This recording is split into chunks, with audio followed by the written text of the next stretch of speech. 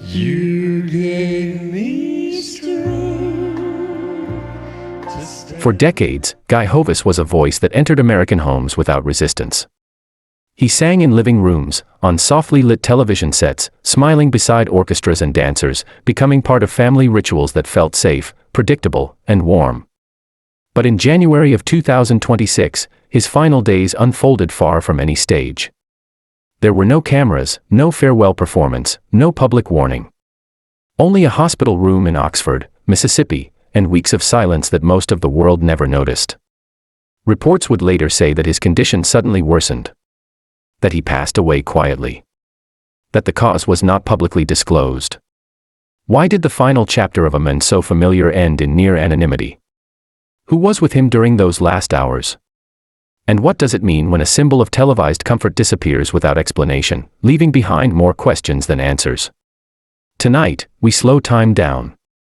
We retrace the final weeks, the final day, and the final hours of Guy Hovis.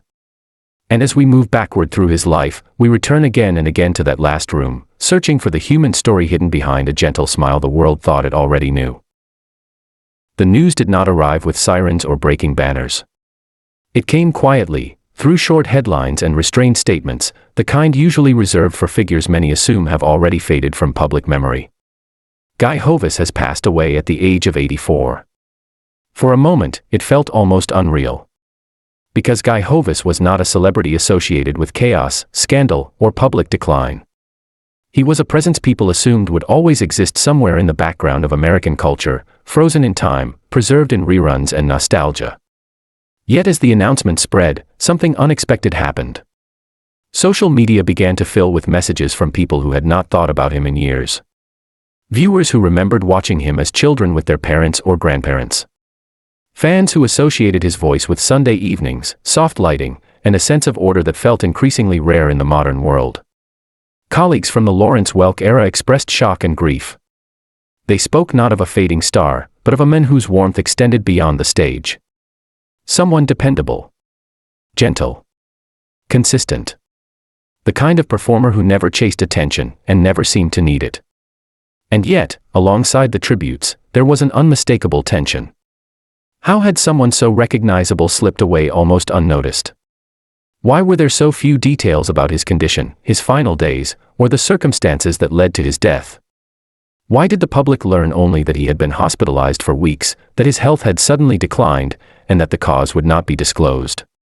This was not outrage. It was unease. Because the story did not match the scale of the man's presence in American memory. A figure who had spent years under studio lights, performing for millions, had exited the world quietly, without explanation, without ceremony. And that silence became the story. Not because it suggested wrongdoing, but because it exposed something far more unsettling. That even the most familiar faces can reach the end unseen. That the final chapter of a public life can be written in private. And that behind the comforting image of televised joy, there may have been a closing act the audience was never invited to witness. To understand how Guy Hovis arrived at that quiet ending, we have to rewind. Back before the hospital room. Back before the silence. Back to the life that made his disappearance feel so strangely incomplete. Long before Guy Hovis became a familiar face on American television, his life followed a path that looked nothing like show business. He was born in Tupelo, Mississippi, a town already etched into music history by another famous name. But Guy Hovis did not grow up chasing stardom. He sang in church. He studied accounting. He served in the United States military. For years, music existed as something personal and controlled, not a public ambition. Friends described him as disciplined, methodical, and cautious. Traits that would later shape the kind of performer he became. When he finally entered the entertainment world, it was not through rebellion or risk. It was through structure. The Lawrence Welk Show was the perfect ecosystem for someone like Guy Hovis. Clean. Predictable. Carefully curated. A world where chaos was edited out, and warmth was part of the contract. Paired with Ralna English, he became half of a duo that embodied stability. They sang side by side, smiling in harmony, their chemistry carefully balanced between professionalism and affection. On screen, they represented something deeper than romance or talent. they represented reassurance. To millions of viewers, Guy Hovis was not just a singer. He was a signal that nothing was wrong. That the world, at least for an hour, still made sense. Behind the scenes, however, life moved forward in ways television never acknowledged. His marriage to Ralna ended in divorce, yet they continued performing together.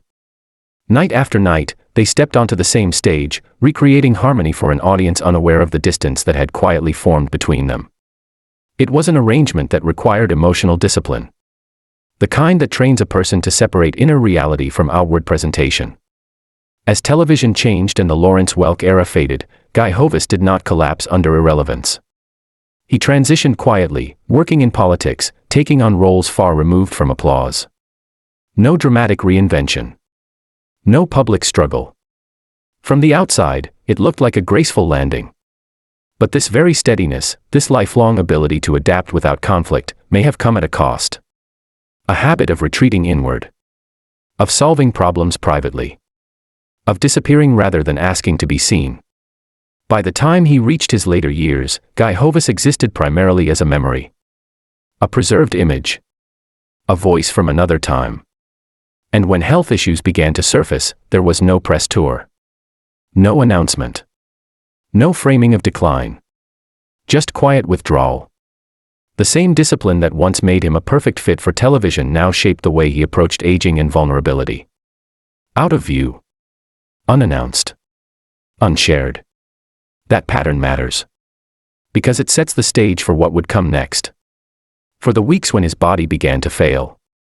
For the hospital stay the public would only learn about after it was already over. To understand his final hours, we must first confront the deeper question his life leaves behind. What happens when someone spends a lifetime being visible but never fully known? There were no scandals attached to Guy Hovis' name. No arrests. No tabloid photographs. No public meltdowns that could be replayed years later as warning signs. And that, paradoxically, is what makes his decline harder to see. For much of his life, Guy Hovis existed inside systems that rewarded emotional restraint. The military. Accounting. Network television built on harmony and control. Even his public persona required him to project calm, stability, and reassurance, regardless of what he may have been carrying privately. This was not the world of confessional interviews or raw vulnerability. It was a culture that prized composure above all else. When the Lawrence Welk Show ended, many performers struggled visibly. Careers collapsed. Some turned to substance abuse. Others chased relevance and failed. Guy Hovis did neither. He transitioned into a quieter life, working behind the scenes, stepping into political and administrative roles. From the outside, it looked like adaptability. Resilience. A man who knew how to land softly. But adaptability can also become invisibility. As the years passed, his public presence faded, not in scandal but in silence. He was no longer required to perform reassurance for an audience. And without that structure, there were fewer reasons for the world to check in on him. Aging does this to many former public figures. The calls slow. The invitations stop. The sense of being needed quietly erodes. For someone whose entire career was built on being useful, on fitting perfectly into carefully designed formats, this shift can be deeply destabilizing. Yet Guy Hovis never publicly framed himself as struggling. There were no interviews about loneliness. No statements about fear or decline. If he was dealing with health issues, emotional isolation, or the quiet anxiety of aging out of relevance, he did so privately. Consistently. As he always had. This is where the story darkens, not through drama, but through absence. Because when a person spends a lifetime handling difficulty in silence, the warning signs rarely announce themselves. They don't erupt. They recede. By the time Guy Hovis entered his 80s, he was no longer a man surrounded by production crews or constant collaboration. He lived a smaller life. A quieter one. And when his health began to fail, there was no public narrative to contextualize it. No gradual reveal. No preparation. Just a disappearance. Weeks passed while he was hospitalized, unknown to most of the people who once felt they knew him. No statements. No updates. The man who had once been a symbol of televised comfort was now enduring something profoundly human and profoundly private. This is not a story of scandal. It is a story of emotional economy. Of a life built around never burdening others with uncertainty. Of a man who learned, over decades, to keep difficult truths contained. And that learned silence would shape the most important chapter of all. Because when the end came, it did not arrive with warning signs the public could recognize. It arrived the same way he had lived for years. Quietly. Out of frame. The final 24 hours of Guy Hovis' life did not unfold as a public event. They were not punctuated by announcements or dramatic turning points captured on camera. They passed quietly, inside a hospital room in Oxford, Mississippi, measured only by medical checks, subdued conversations, and the slow awareness that time was running out. What is known is limited, and that limitation matters. According to reports released after his death, Guy Hovis' condition worsened suddenly. There is no public timeline broken down by hours. No disclosed medical crisis. Only the confirmation that, at some point during that final day, it became clear to those around him that the situation had changed. The kind of change that does not need explanation. Hospital rooms have a particular stillness when this moment arrives. Monitors continue their quiet rhythms. Lights remain dim. Voices lower instinctively, as if volume itself might disturb something fragile. In those hours, Guy Hovis was no longer the man millions remembered from television screens. He was not a performer. Not a symbol. Not an image preserved in reruns. He was simply an 84-year-old man nearing the end of his life.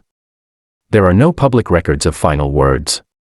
No verified account of a last phone call or a final message. And that absence forces restraint. What can be said, what is clear, is that he did not pass in chaos. Statements released afterward described his death as peaceful. Quiet. A phrase often used, but rarely examined. Peaceful does not mean insignificant. It does not mean easy. It means the struggle had reached its end. At some point during that final stretch, the fight his body had been waging for weeks gave way. Family members were notified. Those closest to him understood what was happening before the world did. And then it was over. No cameras recorded the moment. No audience applauded. No closing music played. The man who had spent years bringing comfort into American homes exited the world without spectacle, without narration, and without explanation. When the news finally reached the public, it came after the fact. After the room had emptied. After the lights had been turned off. After the most intimate part of the story had already passed beyond reach. This is the core paradox of Guy Hovis' final hours. A life lived in full view, ending in near total privacy. And once that privacy was broken, once the death was announced, the questions began to surface. Not accusations. Not outrage. But something quieter, and more unsettling. What do we do with an ending we are not allowed to see? When the announcement of Guy Hovis' death finally became public, it did not trigger outrage. There were no demands for investigations. No headlines filled with suspicion or blame. But it did trigger something subtler. A collective pause. Because the details were so sparse, the mind naturally tried to fill in the gaps. Weeks in the hospital. A sudden worsening. A peaceful passing. No cause disclosed. In an era when even private grief is often documented and explained, this restraint stood out. Some fans accepted it immediately. They framed it as dignity.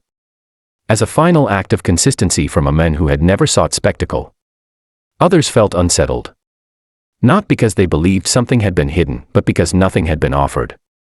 No narrative to hold on to. No explanation to process the loss. Media outlets repeated the same careful language. They quoted the same brief statements. They acknowledged the absence of details without pressing further.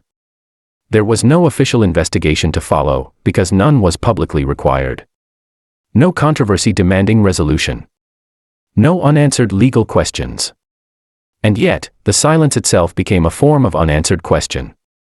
In the days that followed, tributes poured in from former colleagues and longtime viewers. Many focused on the same themes: kindness, professionalism, reliability. A man who had always shown up. A performer who never embarrassed the audience, and never embarrassed himself. Ralna English, his former wife and longtime singing partner, expressed devastation at his passing. Her words carried a weight no press release could replicate. Because she represented something rare, continuity. She had shared his rise. His peak. His transition out of the spotlight.